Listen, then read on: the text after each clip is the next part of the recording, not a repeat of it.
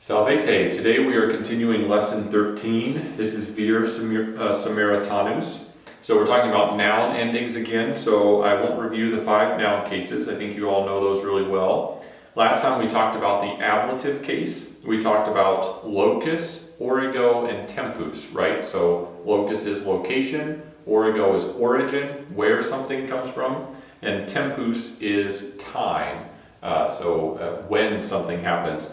Today we're going to talk about modus, and modus is how something is done. So in English we would use the word mode. So the mode you use is how you do something.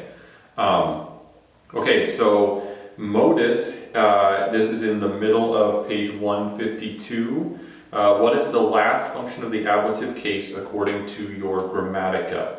So modus is the noun that shows how the subject is doing the verb.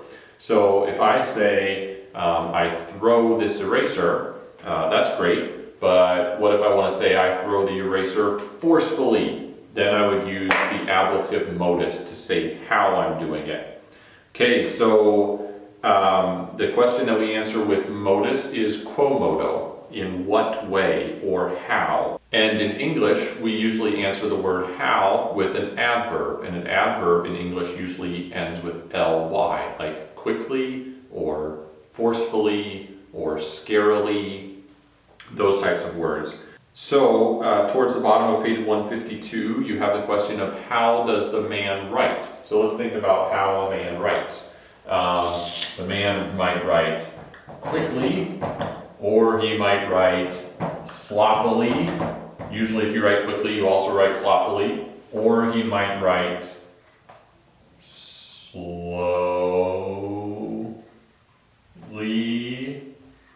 Or he might write, let's see, fancily. I'm not a very good fancy writer, but if I were, I might write fancily. What else? I might write neatly. Okay, so I might write very neat letters. Hopefully those are pretty neat. So I might write quickly, sloppily, slowly, fancily, neatly. I'm not entirely sure fancily is a word. But this is how I would write. So you could put any of those words for how does the man write. Okay, but now there's a different way that we could think about the word how. So this is like the way that I did it, but what if I wanted to say, to find out what the man wrote with? That would take a noun to do, right? Because you would use a noun to do something with. So if I wanted to say the man wrote with a crayon, or the man wrote with a dry erase marker, or the man wrote with a pencil. Okay, those are all also asking in what way or how did the man write, but it's using a noun. And so in Latin, if we want to do that, if we want to have a noun do that job in the sentence, it needs to be in the ablative case. And we call that the ablative modus. So how did he do that?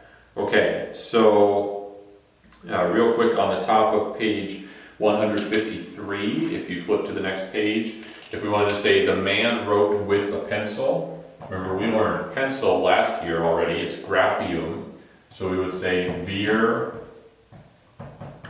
graphio scribit. So the man, he writes with a pencil, so notice this is in the ablative singular case, and so we know it's an ablative modus. Okay. We'll do a little bit of case practice real quick here on page 153. We'll practice putting these words in the ablative case. So we have asinus, donkey. We want to put it in the ablative plural. So this is us-e. This is a second declension masculine.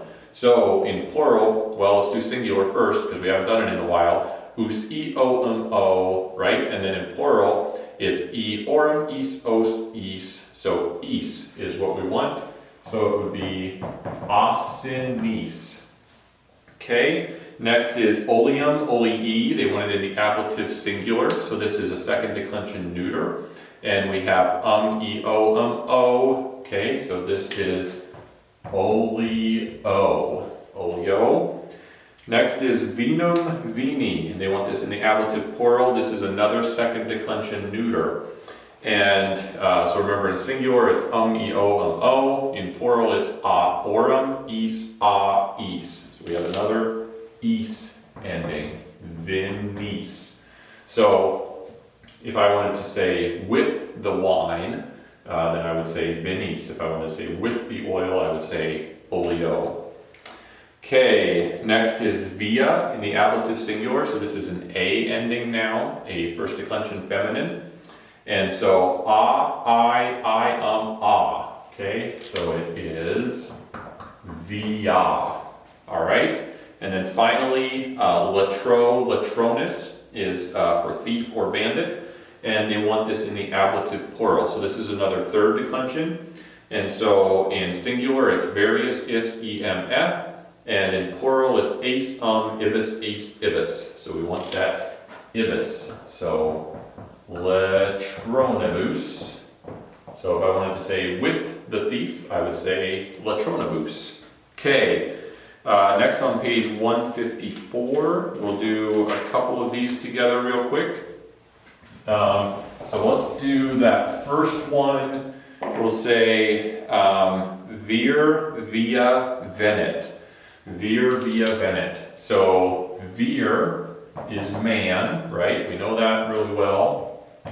Venet is he comes.